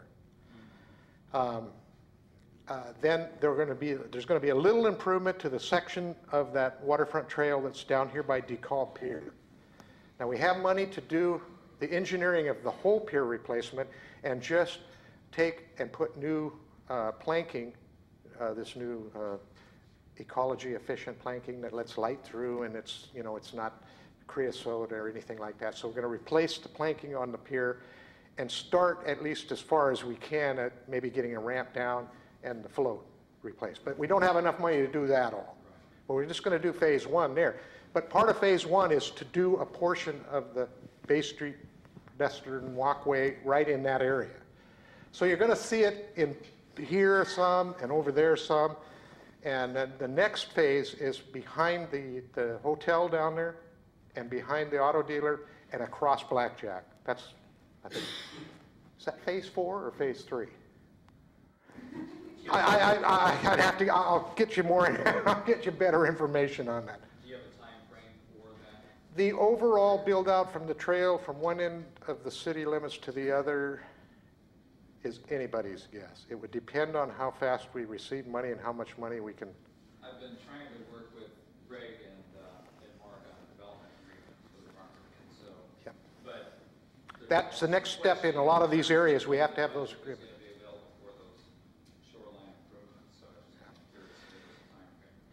A lot of it has to do with those development agreements. If we get them and somebody donates them to us, then we go farther and we can maybe get some of the, I believe the last quote I heard for the bridge that we wanted, the bridge over troubled water there, it was about $600,000 thereabouts. So that's going to be a big piece of the puzzle. But we can move up to there. We can go from there over there and put that as, it just depends on our grant funding and other monies that we can come up with. So I wish I could tell you we'll be in that area. I think they're concentrating right behind your West Bay Shopping Center as the next phase besides the one right behind the park. Okay. So it's my understanding that they're trying to get everything lined up there so that can be finished in that area. So, yep. Hang on just a second. I had a suggestion a while back, and that was, that I had mentioned to the mayor and one of the city councilmen, is that I think if you opened up the waterfront more, it would attract more people to here. If you drive down the street and you look down, I didn't know for the longest time that you had a playground for kids over here that I could bring my grandkids. I was taking a foot ferry over to Bremerton. We were going to the water park over there.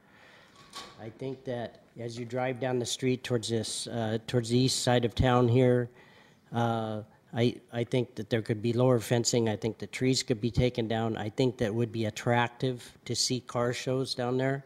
I think it would be attractive to see the public market. And I've only been in Port Orchard for 3 years, but over 30 in Gig Harbor. And they started experimenting different places to put public markets. It was up in the park and ride lot and everything else. And even though they're limited in parking much more than you are here, they started opening up all their waterfront to people, and that was one of the biggest attractions. Going back to the transportation issue, one of the things that was attractive and why Gig Harbor is so vibrant is the fact that they put the Narrows Bridge in, which attracted more people over there. But you don't have that option here, but you have a foot ferry here, and you can come over if you had something coming from Seattle, it would be attractive to people. It's attractive to me and my grandkids. We constantly go over to the water park in Bremerton. But like I said, it's to have the car shows and be downtown for everything, and to have that area opened up down there where anybody driving by could look out either on the parking lot there, the kids' playground, or the new development area that's going along the walkway there, and look out to have an unobstructed view of the water. I think that's priceless. And I think we're really missing something by having it hid. And that's sort of a simple, cheap fix. You may like trees. I'd cut the trees down, take the fence down a little bit like this, and open the area up, and I think you'd be surprised. I think people would go, wow, that's just unbelievable. But we do have one of the biggest classic car shows here in town every year. right, and even the street fair. You look down and you can sort of see the farmer's market, excuse me, and you can sort of see people down there, but you don't see. If it was wide open, you'd see 1,000 or 100 people down there having a good time, and you go, oh, gee, I want to go down there and see it. But, I'm not as familiar with town, but I can just tell you my impression when I came up here for 3 years is I'm slowly finding places that I should have seen right off the bat. Okay, I appreciate that. What I'm getting from that, Brandy, is that we're not selling what we already have very well to the newcomers, letting them know where it's at. So I'll be working on that, and I would, I believe.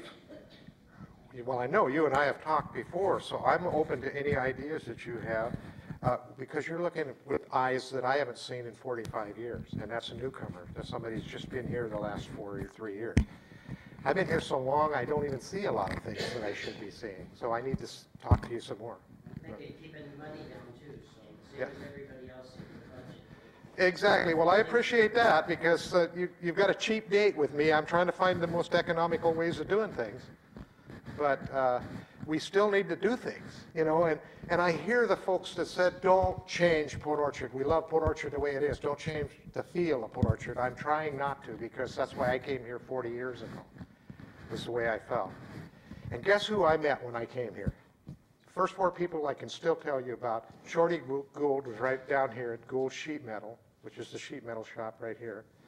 Mel Lovick, halfway downtown, at Mel and Harry's Coast to Coast. Bob Price at West Bay. Who was my 4th one? I know I had 4. They were like uncles to me. I was 19 years old. The only time I'd been to Port Orchard in my life, I got beat up. That's why my nose is crooked. Port Orchard boys used to go, oh, you're from Bremerton? Boo! Yeah. You beat me up, didn't you? Oh, okay. He's going, I'm going to take another shot at you, sucker. You go back to Bremerton. Yeah. Okay, we can start a new subject. I think it's turned, now it's on. Check. There we go.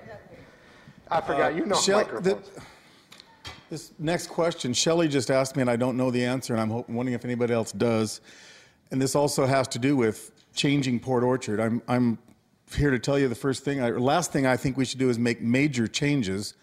I used to live in a cute little beach town in California called Huntington Beach. And if you've ever been there now, it's ridiculous to try and even get around. Now, they have addressed their parking issue with a number of high-rise parking structures, but all that makes is just a more crowded town. It's not a fun place to be. I don't want to see us do that. I do, however, feel like you do have to, within reason, change a bit with the times. You can't be a 1910 little burg like we were then and function in 2010 or 12. You got to keep the flavor of it, but yet move forward, is my opinion. So anyway, Shelley was just asking me, what's up with Myrie's? And I have no idea. It's sitting there. It's like half done. It's kind of an eyesore right now, right across from my wife's shop. Are they still bogged down in trying to get their changes? Yes. No, they're not bogged down in getting changes. I'm very protective here of that because, no, the city has been more than cooperative as far as getting their permits, their planning, whatever they needed. We are pro-business here, and we always have been the last 5 years. But they were rolling along with their plan, and then they came to us and said, just hold everything up now. And they didn't tell us why. So I don't have a clue. I can only speculate along with the rest of you. Because, it's really not our business to say, why did you say to hold up on the plan? But that's where we're at right now. I'm just curious. Good thing about it is it's got a nice roof. And when I heard that they were holding up on the plan, I asked our building department to talk to them and push the fence back up against the building so we can open the sidewalk, which they did. So I agree. I'm not happy with the fence there and stuff, but I'm still hopeful that whatever's happened will happen, and then we'll pull the fence back out and finish the building. So I can't answer your question. I don't know. Anybody else know more than I know, which is pretty easy sometimes? Is there any kind of city ordinance or regulation that they have to complete it? No. By a certain timeline? No. No. The only way we could is we elect a king or a queen that just says, you'll do this and you do that. No, it's private property. And that... People aren't allowed to have beat-up cars in their yards. Pretty difficult to police it, but yeah, you're right. But there's no nuisance there now that I can see. It just doesn't look very nice. But what nuisance do you think's there? Other than looks. So I would say no. That would be really a far stretch for us to do, and we would never be able to go in and finish something like that. Because how would we do that? How would a city take it over and fund it or do it? I don't. Maybe if you do know a way or somebody that did something like that, you could let me know and I'd look into it. But I don't know how that would work. Now, one thing we might be able to do is actually, go through our codes and see if there's something that the Uniform Building Code allows the city to do if it's not had anything done or a building inspection done. That's possible. I can look so at that. I can have the building department look at that. I mean, when James gets back, he can look at it. Yeah, I can have him look at it. But as far as us going in and finishing it or taking it away from them private, Oh, you weren't thinking about that, yeah. Or making them do something, you know what I mean? We could cite them maybe for some regulation. They're not held up because of anything to do with... No, sir. And I stand corrected. If that's the case, I'll fix it tomorrow if I can, or I'll fix it as fast as possible. But no, I've been told it's not anything the city is doing. I wish I knew, but I don't. So, yes. Another change of subject. All right. Actually, it's an old subject. Okay. Can you give me a definitive date as to when Well 9's modifications will be complete? No, and the only reason I can't, there is a definitive date, but I'm not sure what date it is. But it'll be before summer, and it doesn't look like anything's happening. You notice they put a bunch of string across, or nylon across there, yeah. Snow fence. And they've gravelled it so they can get trucks in and out. They've done a little excavating work. The last meeting I was at, I was told, well, and I asked the same question. I said, can't we say you got to do this? You got to have a cement truck in there by then? We didn't micromanage the whole project that much. We bid it out. It's up to the contractor. We do have a due date when it's supposed to be done and everything's supposed to be done. If it's not done at that point, then we have a penalty. So I know, I'll get back to you. Could you leave Brandy or myself a contact phone number or email? No, I'm on the email distribution list already. You are, okay. Then we will get that answer to you. I'll get the date certain when it will be done. But we don't even know why they went as far as they did, and then they seem to not be doing anything right now. But it's not, we don't micromanage the prime contractor that much. I mean, he may, I don't know. There again, wow, these are bad, hard questions you guys are doing to me. I don't know, but I can get you the right answer when it's going to be finished. This is totally different and more on a personal thing, but this past week, the city was trimming trees on Kitsap Street, and I personally purchased the trees that are in front of my house probably 15 to 20 years ago. And I'm upset by the way, I know that I've been down and I've talked to Mark, and Catherine has sent me the rules and regs that the city has to abide by because of signs. But I truly believe there could be a compromise between meeting the regs and totally taking every branch on the roadside off so that your trees are so distorted and look so poorly. I have trees that have one branch going up just because they've taken where it was supposed to be like a three-prong and they've cut them all off. And I watched the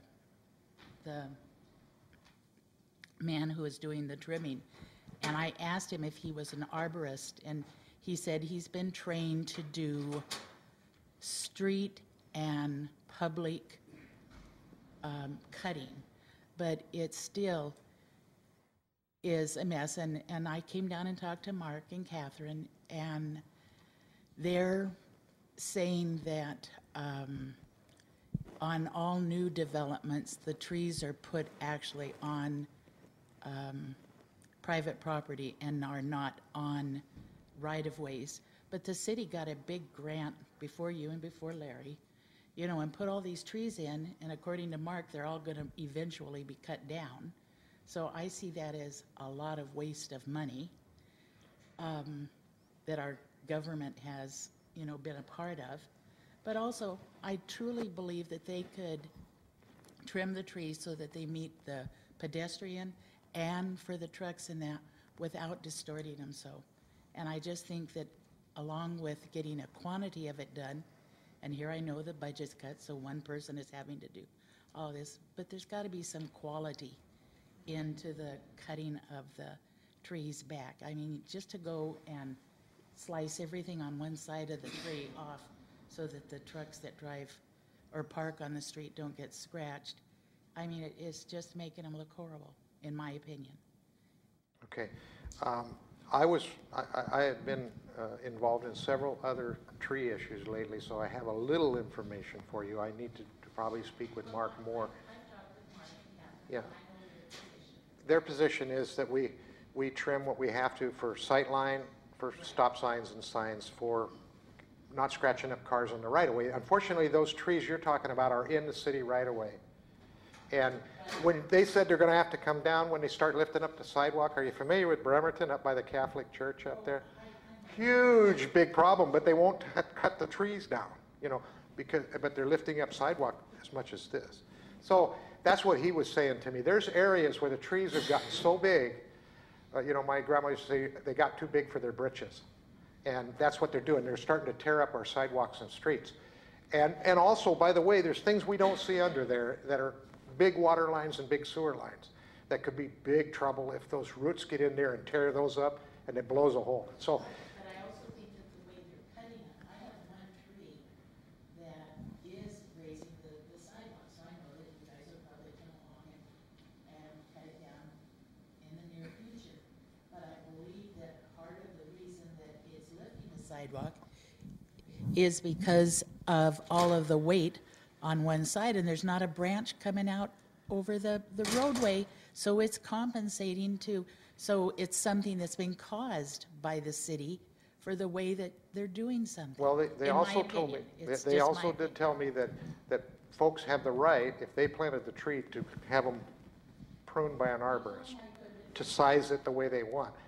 All the cities respond. Now, I'm not saying I necessarily buy into all of this or not, but this is what they told me, that they just are going to clear the road line, the side distance from the signs, meet all the requirements there, and beauty isn't a high priority, or isn't any priority. It's just meeting the regulations.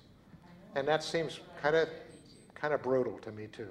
But they are meeting, they are doing what they're supposed to be doing. Now, there's a whole new thought. If we start pruning them very nicely, at that point, where's the dividing line between doing what the city needs to have done and doing something for a private individual? So, yikes, there's always the other side of the coin. No matter where you go with it, there's always a second side of the coin. One of the other things that you're not addressing there, though, is if the city does make these more attractive, it makes our city more attractive. It makes every aspect of an outsider's opinion of our city, which we're trying to attract business or to our local people. I mean, if you come into a town and it looks like somebody just haphazardly whacked down trees, cut branches, whatever was necessary, and met the letter of the law, they're essentially violating all of our environmental impact. Yep, that's true. And also, if we could get enough of all of our support, the council and the mayor, to say that, come up with that and say that we expect to do that on all trees, I'd be all for it. But it has to be something the legislators do, not the administrator. Because if I was to do it, they'd say you're going above and beyond what the administrator is supposed to be doing there, I believe. But I'll check on it too. And I'll make sure that I'm on taking the right legal track. And that's one of the hardest things for me to understand is all of these different regulations. If it's a state job or if it's a state highway, you have different regulations. DOT is a guide, and so that's one of those things I need to check on. Yes? Well, I'm kind of agreeing with both of these people on the tree issue. I really believe they should be trimmed attractively for the city. I was going to say the same thing he was going to say. That's why I was holding the microphone. And but the other thing, someone over here said something about, it might have been Dawn, I don't know, about, I know rain gardens are very popular right now in all across the state, at least in the state of Washington. I've gone to a rain garden. Washington State University puts on these free to public presentations on how to develop a rain garden. And I know that in Seattle, and I'm pretty sure if Bremerton's doing it, they got the money from a grant. What is Port Orchard doing as far as looking into grants for rain gardens, along in the various communities, which helps with the water, helps with the, the wastewater coming off the streets and going into our, costing us more money in our sewer plant. So what is Port Orchard doing as far as rain gardens and offering citizens grants or, an opportunity to apply for their own grant? As far as private property and existing property, not an awful lot. We don't have any money to give you a grant. And it's retrofitting. What's the city doing as far as applying? Well, let me finish. Retrofitting a rain garden in an existing neighborhood is gigantically expensive, huge. Retrofitting a rain garden in a new development is not so bad. In fact, we're doing that. We're requiring some. It's called what is it called? Low impact developments. And the home builders actually have spearheaded a lot of low impact issues and low impact training on how to do impervious surface driveways, rain gardens, So yes and no. I don't know of anybody that's retrofitting old old residential districts because of the cost, of, first of all, where would you put it? There's like say up next to your house, there's a sidewalk and a bulkhead. There's a small green area, not much, and a curb in the street, and probably some utilities somewhere along in there. So the rain garden and those sort of things, you can get a manual, or you can go online to Washington State or Kitsap Home Builders and look at all of their research. They've got a really nice manual on that. So the only place the city is doing it is in new development. I'm not sure that we've done any of it in older residential areas, but I'll find out. But I don't know of any. But up in, like say, McCormick, a lot of those things that have been proven to work, the developer himself is saying, hey, I'm going with that because it's either as cheap or better to handle our stormwater.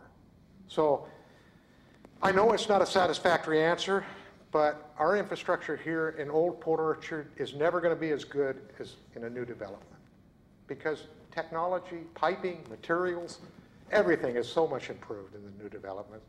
So I know it's not a good answer, but and as far as retrofitting, I don't even know if there's any grants available, but I'll find out. Well, I know there were some grants in I think it was West Seattle that did a lot of rain gardens in the. I'll find out about those. I'll ask James Weaver when he comes back in 2 weeks.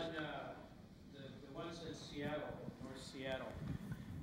They were on 81st and 82nd Street, and basically what they did is on the 2-lane road, they took one of the lanes away and made the remaining lane a one-lane street. And it's flat. I mean, yeah, it's flat where we have very little of that type of land, that geology that makes this work. If we can find some money, though, or if you know of some, I know that our department heads would be glad to hear about it and check in. Things get by us. And this is a good question, and we'll. And the other thing about eventually cutting the trees down, I know I gave James about a year and a half ago, Larry was there, and he said he'd already seen it, but the University of Washington Alumni Magazine wrote a really good article about the importance of trees in communities in order to sustain the community. So I hope you think long and hard before you start chopping down trees that you've already paid for. Well, I believe you planted the trees. Didn't you buy them and plant them? The ones in front of my house, I personally bought. Right. Because Tina across the street had hers, and I thought they were beautiful. There's a new deal where they have either brass or some kind of a sleeve, and the next time we'll probably require that if you're planting trees that you'll put the sleeve in the ground, plant the tree. The roots will only go out until they touch the brass, and then they'll stop growing. The tree will start looking pretty bad, and then that tells the arborist that tree has to come out of there and go be planted somewhere else because it's outgrown its environment and it's going to start pushing sidewalks up or getting into the sewer lines.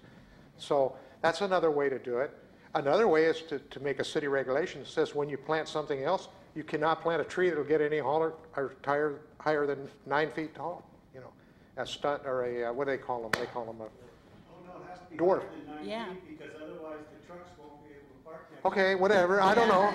I'm not an engineer. I'm not an engineer. I don't propose to be. It's too late for me to be an engineer. But yeah, I don't know. But good questions. And let me see if we've ever done one rain garden.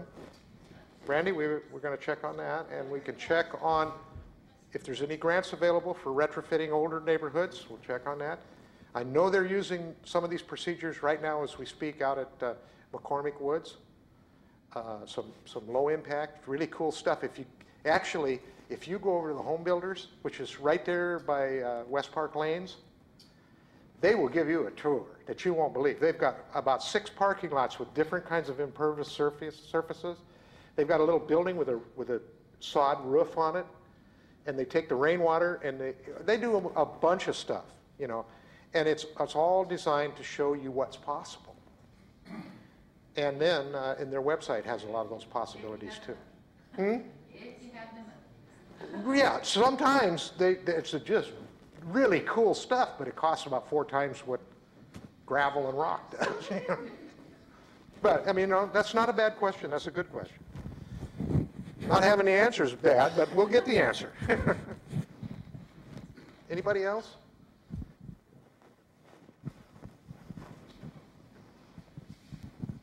Just a quick overview question for you, since I think the questions have died down. You have, I think, 3 years left to your term as mayor. Is that correct? I have 3 years, 27 days, 14 hours, 17 Not that anyone's counting. No, but what I was hoping to hear from you is what, with a few minutes briefly, what do you envision still you're trying to accomplish? These are tight economic times, and of course, this is not a glory years for any mayor to be in a position of authority and overseeing budgets and things like that. So we don't get to have a lot of glorious spending behavior, and it's probably not going to be wonderful in the next 3 years either. So what do you think you can accomplish on a shoestring budget? What do you think you can do for Port Orchard over the next 3 years? What do you envision? If you were to revise or update your own personal vision of what you'd like to accomplish in the next 3 years? Good question. I can't do anything. I can't do a thing. These folks at Port Orchard Bay Street, the council, they're the real deal. They make a lot of the decisions. I can help. I can be everywhere and help, but I can't make a big difference all as a mayor. Port Orchard Bay Street Association, the Chamber, all those groups. One of my favorite groups that I love to be on the weekends with is the Fathoms of Fun group. They're involved in about half of the stuff going on down here, But if I am even remotely successful, it's because of them. And I'm just going to ride on their coattails as far as it'll take me. Support them, keep an open door, help them. Work with the planning, permitting, everything. Brandy is wonderful. She's my ace in the hole. When they come and talk to me, they go, I just love her. And I'm going, but she's just so wonderful. And the gal in front is even nicer. And I'm going, bye.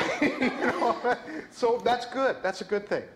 Because they're our best foot, our best face, our best smile. And that's what I can do. I can help. I can't do it all. And I don't have any big grandiose plans because I'm with you. If we could just keep treading water, helping the business to be more successful, then we'll be able to do some of these things we want to do. I don't think we'll be able to do all of the things we want to do, but we'll be able to do some. And I would love at the end of my term for somebody to say, now, don't tell me we can't do something. Port Orchard did something. Port Orchard improved this or that or something else, Didn't do it all. I'm a small project person. All my life I figured, we wanted a swimming pool. This is the last story, I promise. We wanted a swimming pool, and I told my kids, okay, you get a swimming pool if you move up here on Bothwell, but you got to dig the hole, and you got to help me assemble it, and then you got to help me build a deck around it because I hate these above-ground swimming pools. And they said, okay, Dad. Well, they did. It was a fight every inch of the way. But that's how they got our swimming pool, So there's a million ways to get there. We just have to find it. I don't have all the answers. All of these folks in this room gave me quite a few answers and quite a few questions that I don't have answers for. So that's a weak answer, but that's all I've got for you.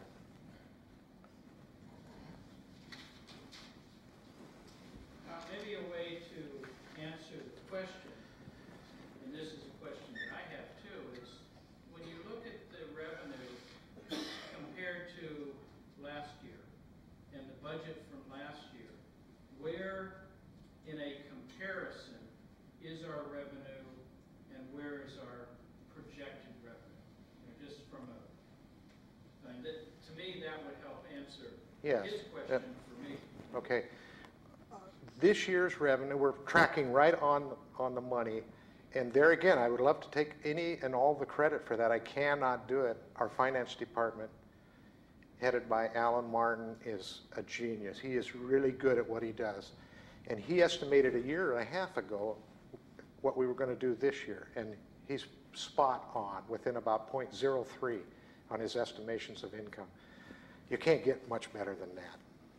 So I am so happy and confident in him that next year he said we're going to be down, and I believe him, and we're going to be down about $250,000 overall from this year's revenue to next year's revenue.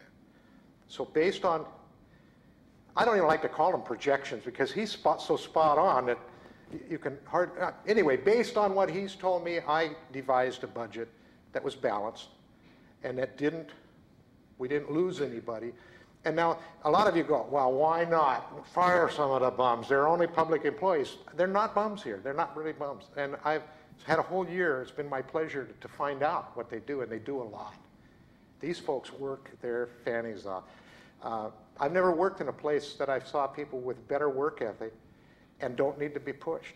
You don't need to threaten or crack a whip or do anything. They just do it. And they do it with, they're happy about doing it. So they're wonderful. And what happened is we took on all these annexations. We grew almost 33% or 40% in population. Our employees didn't expand. We're doing the same thing and providing, I think, the same services or close to it when our population's doubled with the same employees. So guess what? They are working a lot harder and a lot smarter. So no, I didn't want to, to me it's a success if we can stay open 5 days a week. The employees still produce everything they produced before, and we don't have to cut anybody. To me, cutting is worse than terrible because we need everybody. And that's just not a story from a politician because this is the only first year I've been a politician. It's a story from somebody that knows we still need to get this done, and we have a lot more work to do when our population almost doubled. And I was going to ask a question, but as I look around the room and I see a lot of people in here, we've been attending city council meetings for 17 years now. And it is your participation as consistently as possible in those meetings. Jerry Harm is another one that shows up, and Nicole. And it is there where you see what actually goes on. And you've hit the nail on the head. The economy is a big part of this issue, but when cities tout annexations and don't publicly really advise the people of what those are going to cost, the Bethel Corridor was a very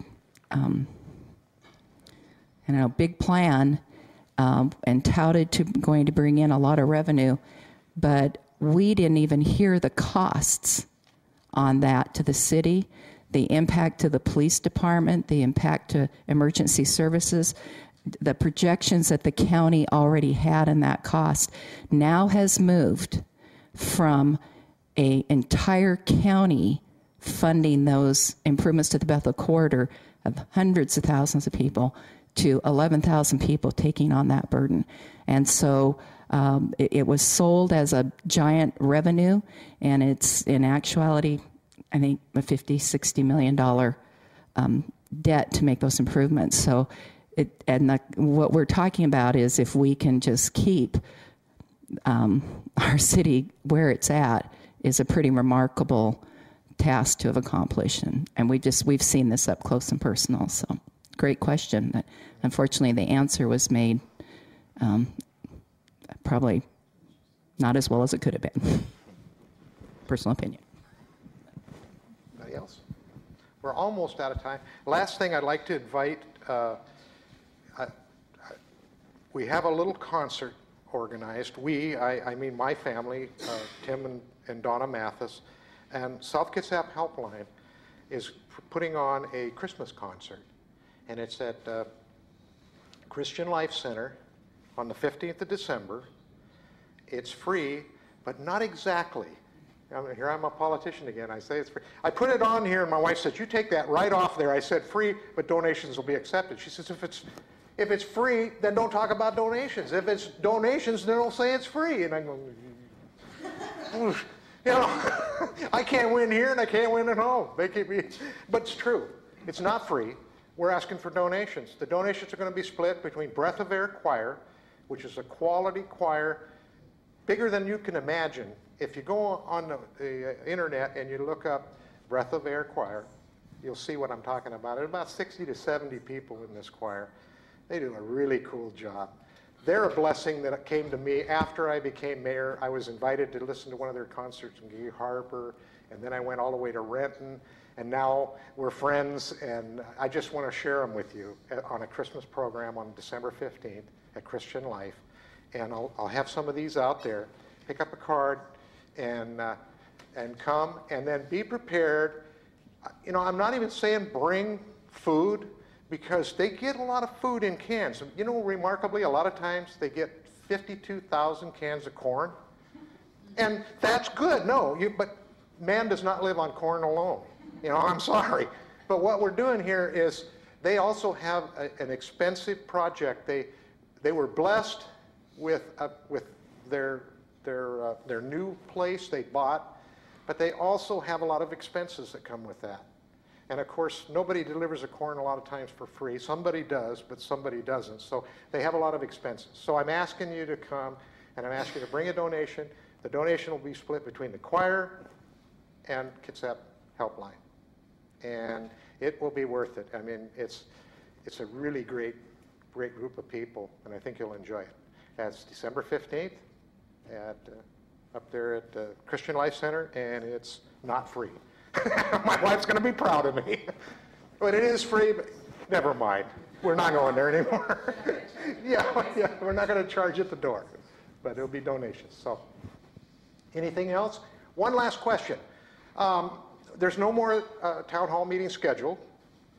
There's 21 of you to hear tonight. There was about 50 the first night and about 32 the second night. Is there too many of these too close together? Should I do them quarterly? Should I do them every 3 months? Okay, let's start this way. Twice a year. I'll throw that. All right. What? Twice a year. Twice a year. Does anybody raise your hand if you think twice a year is enough for town hall meetings? I would say quarterly. Every 3 months? One every 3 months? Raise your hand if you like once every 3 months. It's good enough for me. Once every 3 months. And somebody asked me, what happens if nobody comes? I'll have it in another 3 months. And if nobody comes, I'll have it in another 3 months. If nobody comes 3 times in a row, I'm going to have the 4th one. What? Some would like to suggest that you start later. Oh, that would really help. It would be a big help. It doesn't have to be a lot later, but I noticed when I got here, 6:30 I rather have, than 6. 7? How about 7? Starting at 7. Anybody that thinks 7's a good time to start? I go 7 to 9.